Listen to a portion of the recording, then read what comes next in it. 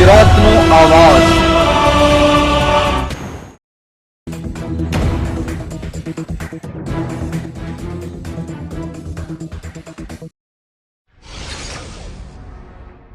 રાજકોટ જિલ્લાના ધોરાજીમાં વિવિધ વિસ્તારોમાં ખાબડ રસ્તા અને રખડતા ઢોરની નગરી ધોરાજીમાં આપનું હાર્દિક સ્વાગત છે તેવા લખાણ કરેલ બેનરો લગાડવામાં આવ્યા।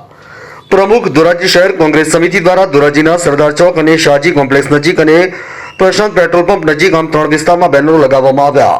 મારું નામ દિનેશભાઈ વોરા, શહેર કોંગ્રેસ પ્રમુખ ધોરાજી।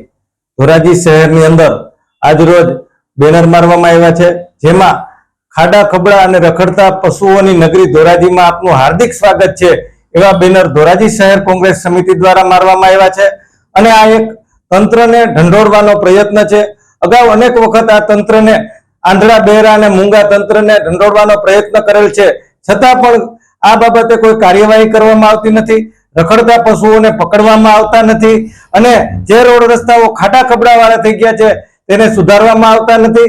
લોકો બહાર નીકળતા હોય, નાના મોટા અકસ્માતોનો ભય રહે છે, છતાં પણ આ આંધળા તંત્ર, આંધળા બહેરા અને મૂંગા તંત્રને દેખાતું નથી। આ બેનર મારવાનું કારણ શું? લખાણમાં શું લખેલું છે? કારણ માત્ર એટલું જ છે કે આ તંત્રને ઢંઢોળવાનો અમારો પ્રયત્ન છે।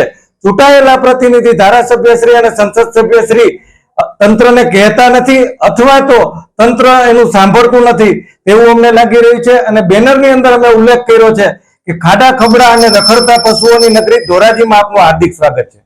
ધોરાજીના વિસ્તારમાં ખાડાઓ બેસમાં રસ્તાઓનું સામ્રાજ્ય ખડકાયું હોય, શહેરના વિવિધ વિસ્તારમાં રખડતા ઢોરનો ત્રાસ હોય। પ્રમુખ ધોરાજી શહેર કોંગ્રેસ સમિતિ તેને લઈને અનેક વખત રજૂઆત અને કાર્યક્રમો પણ કર્યા, તંત્રની કોઈ પ્રકારની અસર થઈ નથી, જેથી આજરોજ પ્રમુખ ધોરાજી શહેર કોંગ્રેસ સમિતિ દ્વારા ધોરાજીના વિવિધ વિસ્તારમાં તંત્રને જગાડવા માટે બેનરો લગાડવામાં આવ્યા। ધોરાજીથી અલ્પેશ ત્રિવેદીનો રિપોર્ટ।